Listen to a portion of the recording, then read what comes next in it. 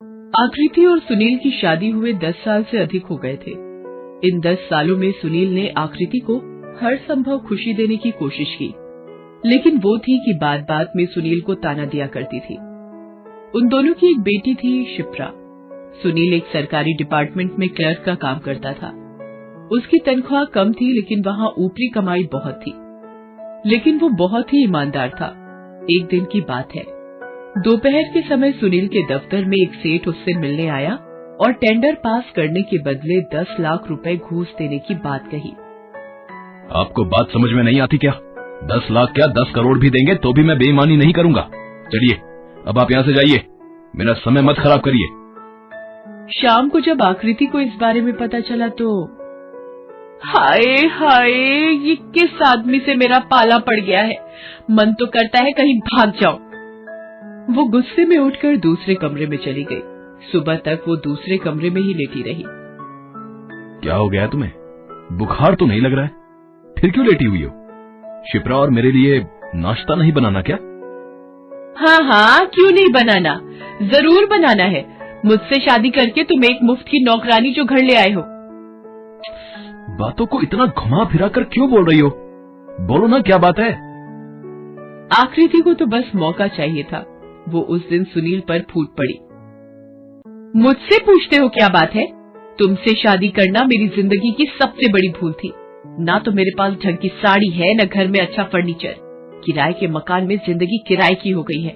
ना कभी बाहर घुमाने ले जाते हो, न कभी बाहर से कुछ लेकर आते हो। अरे तुम्हारे इस घर में भूत की तरह मुझे महसूस होता है। तभी वहाँ शिप्रा दौड़ती हुई आती है। पापा, मैं आपको बताना भूल गई, हमारे स्कूल की तरफ से सभी लोग एजुकेशनल ट्रिप पर बाहर जा रहे हैं। मुझे भी जाना है। तो जाओ ना बेटा, इसमें दिक्कत क्या है? पापा, 3,000 रुपए लगेंगे। 3,000? अरे बेटी, तेरे पापा रोटी खिला रहे हैं ना हमें, वही बहुत है। ये ट्रिप की बात भूल जाओ। वैसे भी भिखारियों के बच्चे ट्रिप पर नहीं जाते। ये तुम क्या अनाप शनाप बोले जा रही हो? कुछ तो लिहाज करो, छोटी सी बच्ची है वो। अच्छा है ना उसके लिए, अपने बाप की असलियत उसे अभी से समझ आ जाए तो ठीक है। सुनील बेचारा सब कुछ चुपचाप सुनता रहा। वो जानता था कि वो आकृति और घर की बहुत सारी जरूरतें पूरी नहीं कर पाता है। उस दिन वो भूखे पेट ही दफ्तर चला गया। सुनील के पास पैसे कमाने का हर दिन कोई न कोई मौका जरूर आता, लेकिन उसकी ईमानदारी की नींव बहुत पक्की थी। उसी शाम जब वो ऑफिस से घर लौट रहा था तो कई सारे विचार उसके मन में आ रहे थे। वो सोच रहा था कि पता नहीं आकृति का आज कौन सा रूप उसे देखने को मिलेगा, कैसे वो शिप्रा को स्कूल ट्रिप पर जाने के पैसे देगा। इन विचारों में वो इतना खोया हुआ था कि सामने से आ रही कार का उसे पता नहीं लगा और वो उसे टकरा गया। टकराने से वो दूर जा गिरा। उसके सिर में थोड़ी चोट आई और वो बेहोश हो गया। जब उसे होश आया तो वो एक बहुत बड़े अस्पताल में था। उसके सिर पर पट्टी बंधी थी और उसके सामने एक बहुत ही खूबसूरत लड़की बैठी थी। अरे, आपको होश आ गया? आप कौन हैं? ये मैं कहाँ हूँ? मैं काव्या हूँ। मेरी कार से ही आपका एक्सीडेंट हो गया था। मैं ही आपको यहाँ लेकर आई हूँ। थोड़ी देर में आकृति भी वहाँ आ पहुंची और सुनील को देखकर रोने लगी। हाय, ये क्या हो गया? कैसे हो गया आपका एक्सीडेंट? आप इनकी कौन है? अरे, मैं कौन हूँ? पहले आप बताइए कि आप कौन है? मेरी ही गाड़ी से इनका एक्सीडेंट हुआ है। हाय, क्या दुश्मनी है मुझसे आपकी जो मेरे पति को आप मारना चाहती हैं? मैं छोड़ूंगी नहीं आपको, फांसी दिलवाऊंगी आपको, फांसी। आकृति अपने घड़ियाली आंसू बहा ही रही थी कि काव्या ने कहा कि मुझसे गलती हो गई।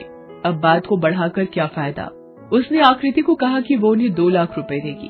वो बेकार में मामले को पुलिस के पास न ले जाए। 2 लाख की बात सुनकर आकृति की आंखों में चमक आ गई।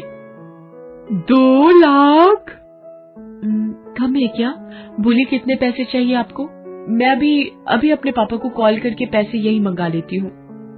पापा जी, मैं काव्या इंडस्ट्रीज के मालिक की बेटी हूँ।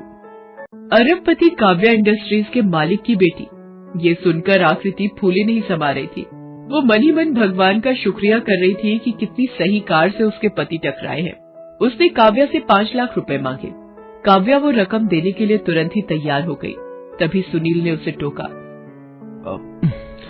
ये तुम क्या कर रही हो आकृति? इस तरह से किसी से सौदा किया जाता है? शर्म आती है मुझे तुम पर।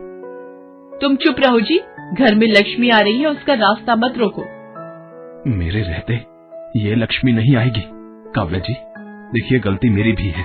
मैं पता नहीं किन विचारों में डूबा था जो आपकी कार से टकरा गया। आप प्लीज खुद को दोषी न माने और न ही कोई पैसा देने की बात कहें। सुनील की बात सुनकर आकृति का मुंह बन गया। वो मन ही मन उसे भला बुरा कहने लगी, लेकिन सुनील की ये साफगोई काव्या के दिल को छू गई। वो मन ही मन उसे प्यार करने लगी। कुछ दिनों बाद सुनील अस्पताल से डिस्चार्ज हो गया। घर आने पर आकृति ने उसे बहुत सुनाया, लेकिन शिप्रा अपने पापा को देखकर रोने लगी। पापा, मेरे पापा, आप आ गए। आपके बिना घर बिल्कुल सूना हो गया था पापा। सॉरी बेटा, मैं आपके स्कूल ट्रिप के लिए पैसे नहीं दे पाया। पापा, इस पे सॉरी की क्या बात है? मैंने तो उस दिन ही मना कर दिया था कि मैं नहीं आऊंगी। वैसे भी मुझे स्कूल ट्रिप से ज्यादा मेरे पापा प्यारे हैं। आई लव यू पापा, आई लव यू। शर्म भी नहीं आती तुम्हें? अब हमारी इकलौती बेटी भी छोटी छोटी बातों के लिए समझौता करेगी। सुनील अस्पताल से घर तो आ गया था, लेकिन डॉक्टरों ने उसे कुछ दिन आराम करने की सलाह दी थी। दूसरी ओर काव्या हर पल सुनील के ख्यालों में डूबी रहती। वो उससे मिलना चाहती थी, उससे बातें करना चाहती थी, उसके गले लगना चाहती थी, लेकिन सुनील का शादीशुदा होना उसकी राह में रोड़े की तरह था। लेकिन सुनील के बिना जीना भी तो मुश्किल था। उसके बाद उसने मन ही मन कुछ निर्णय लिया और इस घटना के 1 महीने बाद वो सुनील के घर पहुंच गई। उस समय वो घर पर नहीं था। उसे देखकर सुनील की पत्नी आकृति बहुत खुश हुई। अरे काव्या मैडम, आप आइए ना, अंदर आइए ना। घर के अंदर आते ही उसे शिप्रा अपनी छोटी सी गुड़िया से खेलते हुए दिखाई दी। तब काव्या ने अपने साथ लाया हुआ बड़ा सा टेडी उसे दिया। पहले तो उसने वो लेने से इनकार किया, लेकिन अपनी मम्मी के कहने पर ले लिया।